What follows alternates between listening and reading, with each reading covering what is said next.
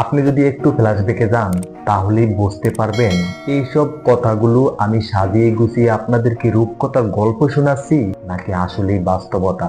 আসসালামু আলাইকুম, আশা করি মহান আল্লাহ তাআলার অশেষ রহমতে সবাই ভালো আছেন। আলহামদুলিল্লাহ, আমিও ভালো আছি।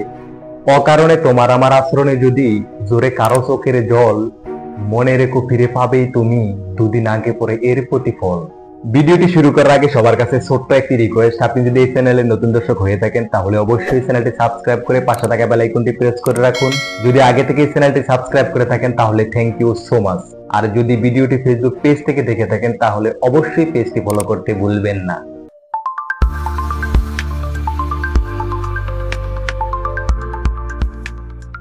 কর্মফল খুব ভয়ানক একটি বিষয়, খুব ভয়াবহ একটি বিষয়।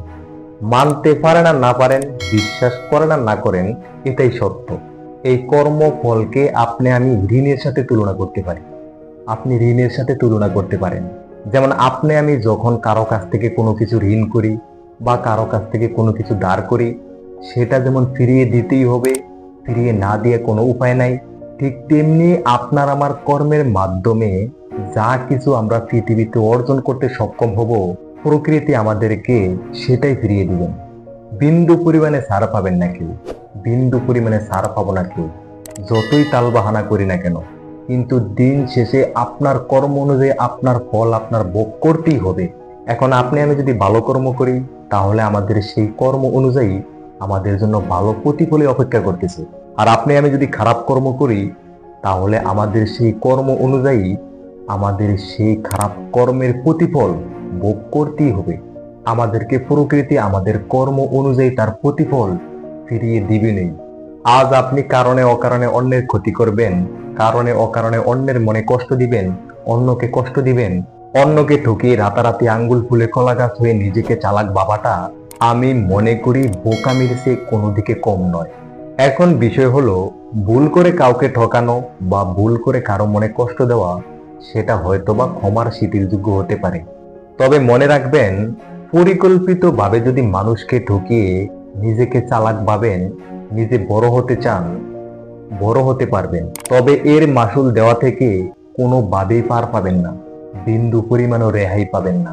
যত চেষ্টাই আপনি আমি করি না কেন, এমনকি 1 যুগ 12 বছর পরে হলেও এর মাসুল আপনাকে আমাকে দিতেই হবে, তবে তার তুলনায় আরো দ্বিগুণ হারে।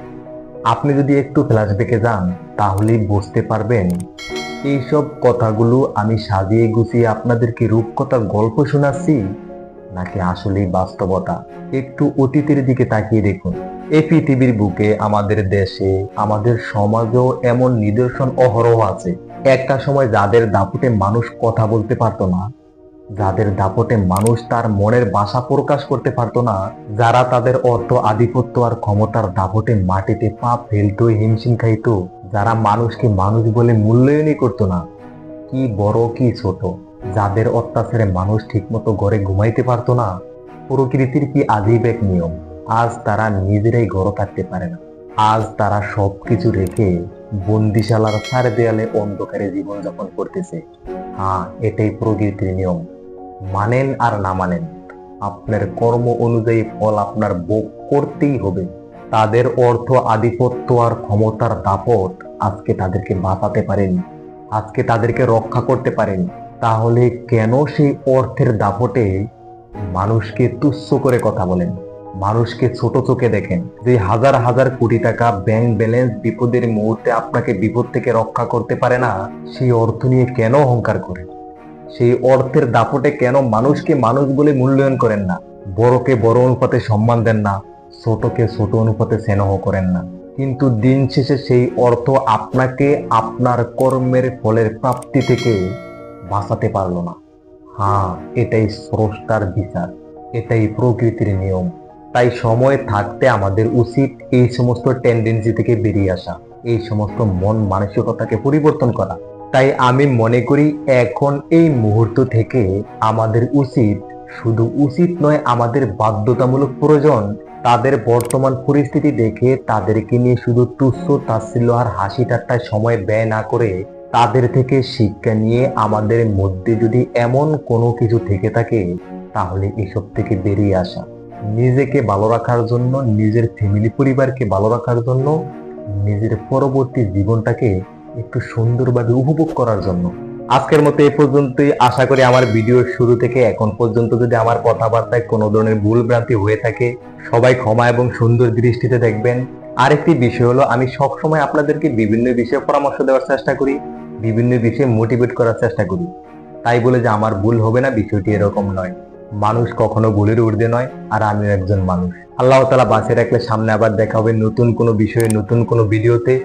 দোয়া করি আল্লাহ তাআলা সে পর্যন্ত সবাইকে ভালো রাখুক, সুস্থ রাখুক। আল্লাহ হাফেজ।